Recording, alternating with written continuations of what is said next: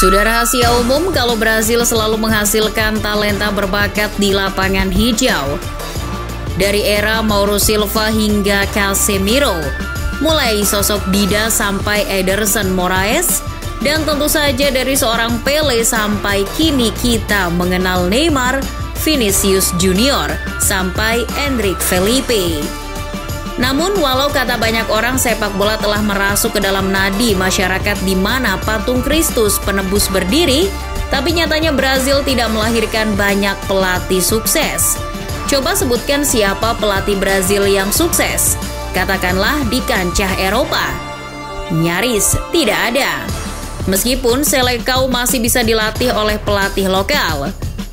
Tapi belakangan ini pelatih Brazil yang melatih tim nasionalnya dari segi prestasi ya gitu-gitu saja.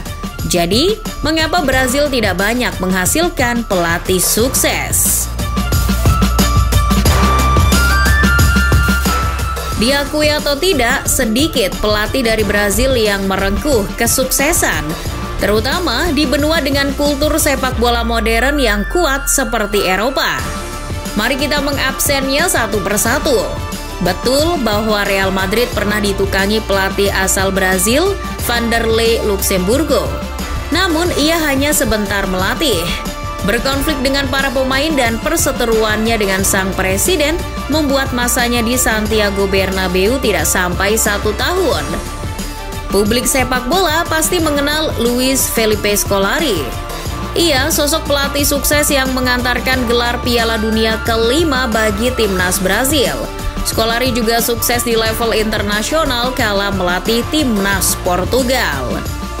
Ia mengantarkan Seleção cabang Eropa ke final Euro 2004 dan semifinal Piala Dunia 2006. Tapi lihatlah bagaimana ia membesut tim Eropa sekelas Chelsea. Scolari hanya mendapat julukan Big Pill, tapi karirnya kurang sukses. Pelatih lainnya, Carlos Alberto Parreira hanya berhasil di Turki saat membawa Fenerbahce juara Liga Turki. Zico juga sama. Ia mengantarkan tim Turki itu ke perempat final Liga Champions tapi gagal ketika melatih Olympiakos. Abel Braga bahkan hanya 16 laga melatih Marseille. Salah satu yang bisa dibilang lumayan sukses adalah Leonardo Araujo. Ia pernah membawa Inter jadi runner-up Serie A dan meraih trofi Coppa Italia. Namun ia memilih mundur dan pergi ke mantan timnya, PSG, untuk jadi direktur olahraga dan kini juga dipecat. Nasib yang jauh berbeda dialami pelatih-pelatih dari Argentina. Kendati Brazil dan Argentina sama-sama petelur pesepak bola hebat, tapi Argentina terasa lebih lengkap. Sebab negeri Tenggo juga menelurkan pelatih-pelatih berbakat. Marcelo Bielsa jadi salah satu yang disegani di Eropa. Diego Simeone bahkan sukses menyulap Atletico Madrid jadi tim kuat di Eropa. Mauricio Pochettino juga. Ia mengangkat martabat Tottenham Hotspur di kancah Eropa. Ya, walaupun di final kalah juga. Lalu, siapa yang tak kenal Lionel Scaloni? Nama-nama tadi menunjukkan Brazil masih cukup tertinggal dari Argentina soal pelatih. Kembali lagi ke pertanyaan awal, mengapa hal itu bisa terjadi? Apa yang bikin Brazil begitu sulit hasilkan pelatih hebat?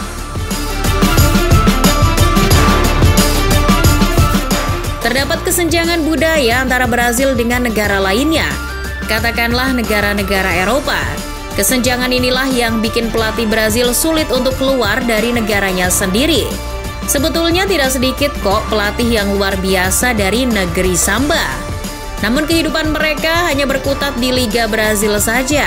Terkadang para pelatih Brazil itu, terutama yang punya catatan mentereng, hanya pindah dari satu klub besar ke klub besar lainnya di Brazil.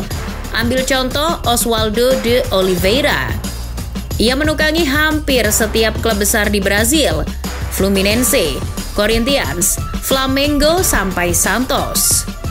Kesenjangan budaya ini juga berkaitan dengan bahasa. Tak sedikit pelatih profesional dari Brazil yang tidak cakap berbahasa Inggris. Hal itulah yang bikin para pelatih Brazil sulit berkomunikasi.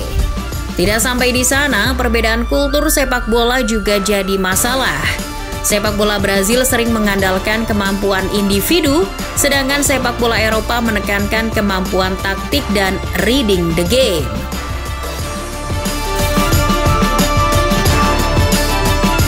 Kendati disebut negara sepak bola, tapi sepak bola Brazil terbilang kejam.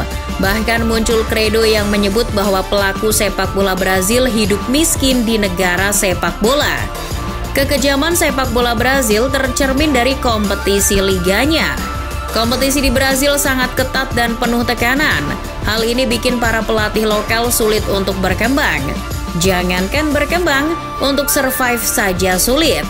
Para pelatih Brazil yang melatih tim lokal rentan dipecat.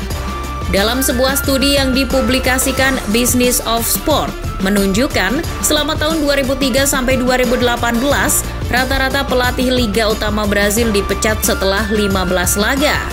Bahkan, pada 2019 ada 4 pelatih yang dipecat di Liga Brazil hanya dalam kurun waktu 24 jam.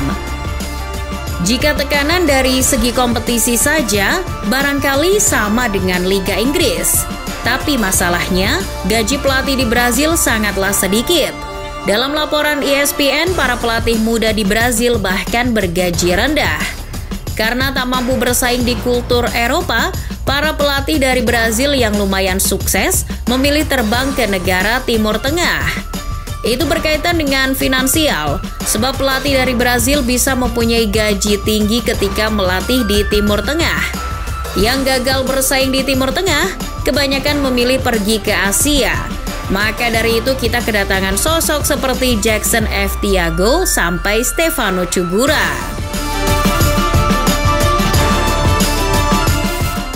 Berkiprah di dunia kepelatihan di Brazil merupakan perjudian. Sebab tidak seperti pesepak bola, karir seorang pelatih di Brazil tidak menentu. Hal itu diakui oleh salah satu pelatih dari Brazil, Bruno Pivetti. Ia yang kini menukangi tim Serie B Brazil, Chapecoense, mengatakan kepada Sky Sports bahwa bekerja sebagai pelatih di Brazil tidak menguntungkan karirnya.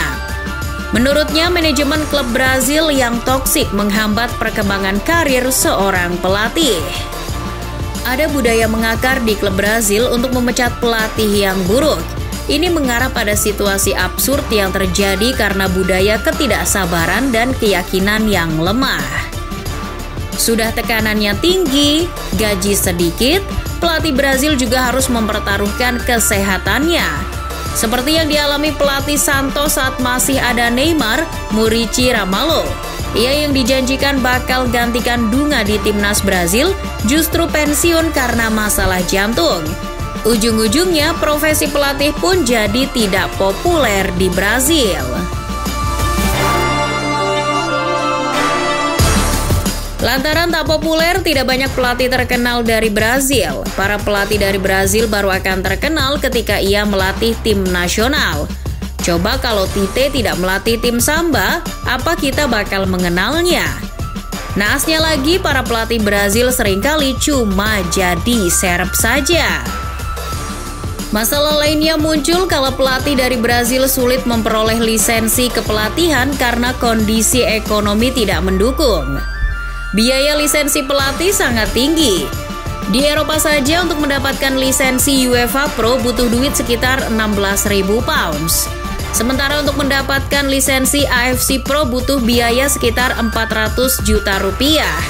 Maka dari itu, Brazil mulai mencari solusi.